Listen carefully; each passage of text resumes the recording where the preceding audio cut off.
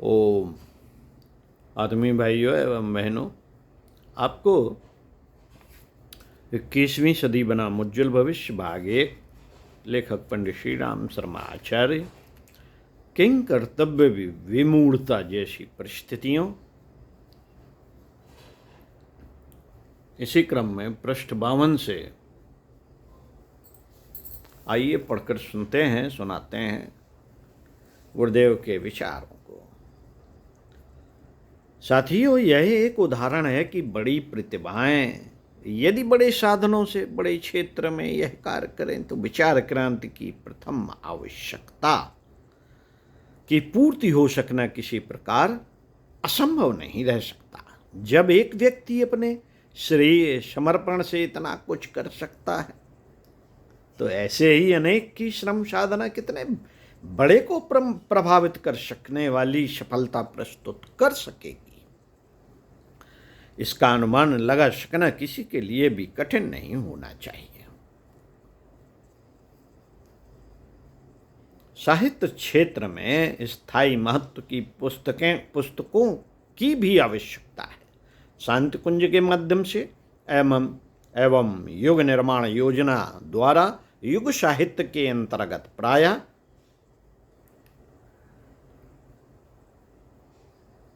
2500-3000 से अधिक पुस्तकें अब तक छपी हैं। सब मानव परिवार समाज की भिन्न भिन्न समस्याओं पर है। देश की अधिकांश भाषाओं में उनके अनुवाद हुए हैं। मूल्य के संबंध में वही निश्चित नीति है, न नफा न नुकसान। गरीब देश का देहात परिकर का पाठक बड़े मूल्य की पुस्तकों का लाभ नहीं उठा पाता। प्रचार इसी आधार पर बन पड़ा कि जिसने भी पढ़ा उसने दूसरों को पढ़ाया और उन्हें खरीदने के लिए उकसाया। झोला पुस्तकालय कंधों पर लादे पाठक अपने परिचय क्षेत्र में निकलते हैं, दूसरों को पुस्तकें पढ़ने देने और वापस लेने जाते हैं। कोई उत्साह दिखाता है तो बेच भी देते हैं। यह कार्य विशुद्ध सेवा भावना से होता है,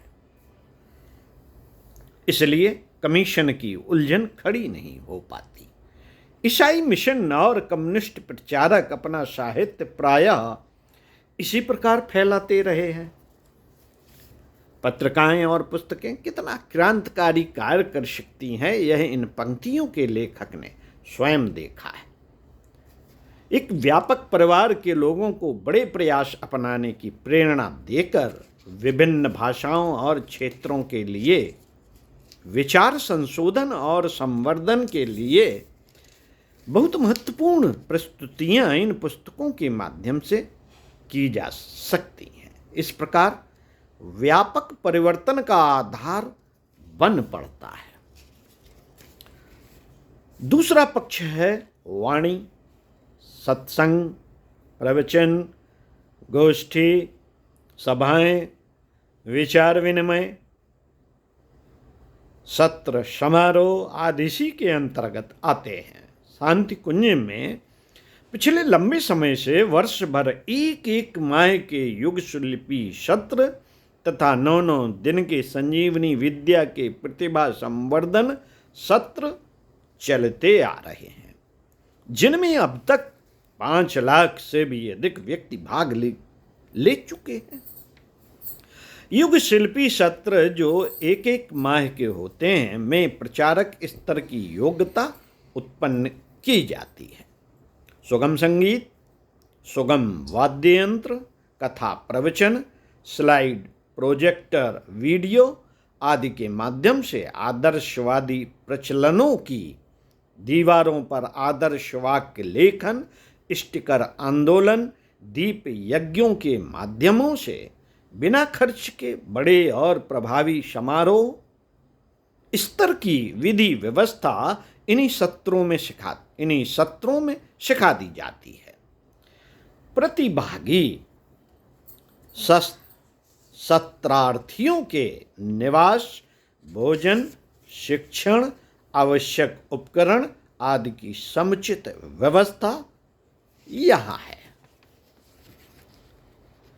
वहाँ भीड़ एकत्रित कर, यहाँ भीड़ एकत्रित कर लोक रंजन से लोक मंगल जन जागरण का प्रयोजन पूरा करते हैं।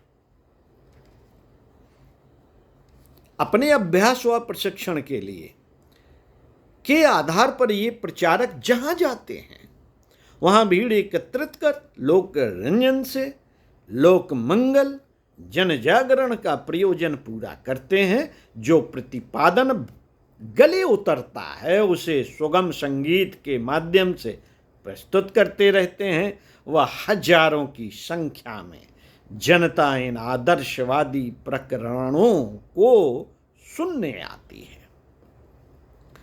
स्थायी स्तर पर हर वर्ष प्राय 3,500 प्रचारक इस सत्र पद्धति के अंतर्गत विनिर्मित हो जाते हैं।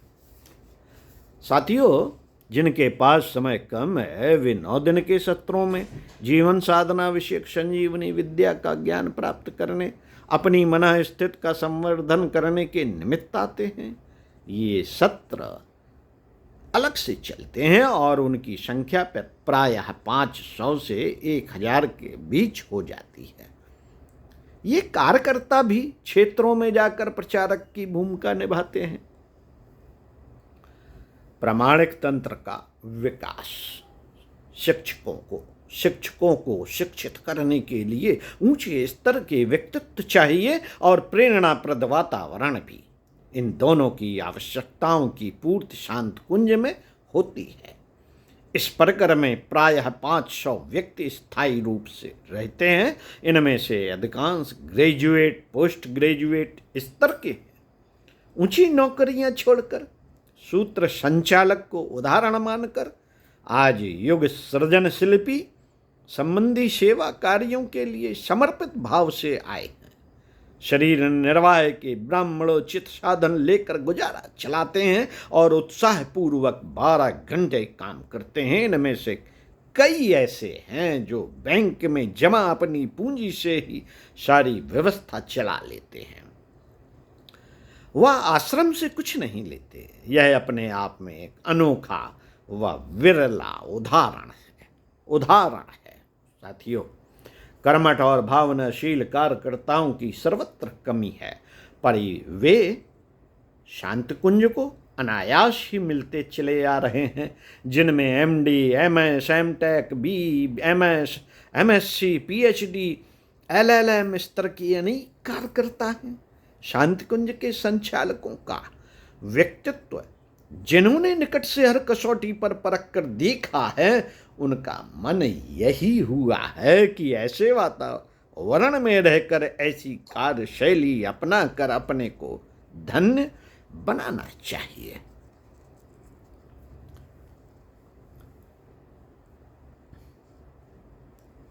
साथियों, इन कार्यकर्ताओं द्वारा विनिर्मित वातावरण का ही प्रभाव है कि शिविरार्थी अपने जीवन क्रम में कायाकल्प जैसी स्थिति लेकर वापस लौटते हैं। प्रतिभा, प्रखरता और प्रामाणिकता की कसौटी पर कसा हुआ पुरोधाओं समर्पित प्रतिभाओं का यह परिकर ही इस संस्था का मेरुदंड है। गांव-गांव नवयुग का अलख जगाने की आवश्यकता को समझते हुए 4 संगीतज्ञ एवं 1 वक्ता इस प्रकार 5-5 की मंडलियां निरंतर कार्य क्षेत्र में घूमती रहती हैं। इनके लिए गाड़ियों की व्यवस्था है। वर्ष भर में 1,500 सम्मेलन हो जाते हैं, जिनमें दीप यज्ञ अथवा वार्षिकोत्सव मनाए जाते हैं। इसके लिए स्थायी भवनों के रूप में प्रज्ञा संस्थान विनिर्मित हैं, जो पूरे भारत में 3,000 से भी अधिक हैं तथा अन्य स्थानों पर सक्रिय कार्यकर्ताओं की शाखाएं हैं। आयोजनों में सम्मिलित होने की एक ही दक्षिणा है कि एक दुष्प्रवृत्ति को छोड़ा जाए और एक सत्प्रवृत्ति को अपनाया जाए। इस क्रम में हजारों लाखों लोगों ने अपनी बुराइयां छोड़ी व अच्छाइयां ग्रहण की। मित्रों, मिशन से प्रभावित लोग न्यूनतम 1 घंटा समय 50 पैसा अंशदान प्रतिदिन देते रहते हैं। इन्हें स्थानीय परकर में सत्प्रवृत्ति संवर्धन के लिए अंशदान देते रहने का व्रत लेना पड़ता है। कितने ही लोग आधा समय परिवार एवं आधा समय समाज सेवा के लिए लगाते हैं। इस श्रेणी के वानप्रस्थ भी मिशन ने बड़ी संख्या में बनाए हैं। इनमें महिला जागृति का उद्घोष करने वाली महिलाओं की संख्या 50% से भी अधिक ही है। आशा की गई है कि यह प्रचलन समाज के हर क्षेत्र को अवैतनिक अनुभवी कार्यकर्ताओं बड़ी संख्या में प्रदान करेगा। किसी समय भारत के मनीषी लोक सेवी सारे विश्व को मार्गदर्शन देने में सक्षम थे। इतनी बड़ी संख्या में लोक सेवी वानप्रस्थ परंपरा के अंतर्गत ही उपजते विकसित होते थे। अपने उत्तरदायित्व सीमित रखकर अथवा उनसे निवृत्त होकर पूरे समय या सीमित समय के लिए वे लोक मंगल साधना हेतु निकल पड़ते थे। देव मानव गढ़ने वाली यह परंपरा पुनः जागृत की जानी चाहिए। साथियों, शांति कुंज में आर्थिक स्वावलंबन के लिए कुटीर उद्योगों के प्रशिक्षण की विशेष व्यवस्था बनाई गई है। इसके द्वारा महिलाएं अतिरिक्त आजीविका से पूरे परिवार को इतना सहारा देने का प्रयत्न करती हैं कि घर का एक व्यक्ति निरंतर समाज निर्माण के कार्यों में लगा रहे। ऊपर की पंक्तियों में संक्षेप में उन संभावनाओं की व्याख्या की गई है एवं जिनने अनेकों को प्रेरणा दी। साथियों, आत्मीय भाइयों एवं बहनों, संत विनोबा भावे कहते थे कि किसी संस्था को तभी तक जीवित रहना चाहिए जब तक जनता उनके कार्यों का मूल्यांकन करके समुचित सहयोग प्रदान करे। यदि सहयोग बंद हो जाए तो समझना चाहिए कि वहाँ लोक सेवियों की भावना व श्रमशीलता में कहीं त्रुटि आ रही है। तब अच्छा है कि उस तंत्र को बंद कर दिया जाए। शांति कुंज ने अपने को इसी कसौटी पर कसे जाने के लिए आरंभ से प्रस्तुत रखा है। यहाँ की गतिविधियों का मूल्यांकन करने के उपरांत यदि समझें कि उनका ऐसी संस्था के लिए कुछ देना उचित है तो बिना मांगे ही स्वेच्छापूर्वक कुछ देना। इसी आधार पर शांति कुंज की अब तक प्रगति हुई है और यदि आगे उसे बढ़ना है तो उसका भी आधार यही होगा। एक छोटे मॉडल शांति कुंज का उल्लेख यहाँ इसलिए किया गया कि हर क्षेत्र की प्रतिभाएं अपने लिए कार्य सोचें और युग सृजन की अभीष्ट आवश्यकताओं को पूरा करें। नव सृजन की आधारशिला रखने हेतु महत्वपूर्ण कदम उठाएं। ओम शांति। 21वीं सदी बनाम उज्जवल भविष्य भाग 1 पुस्तक का समापन। आपने परम पूज्य गुरुदेव की बातों को, विचारों को, योजनाओं को सुना, समझा, जाना। कुछ कीजिए। करिष्ये वचनम तव।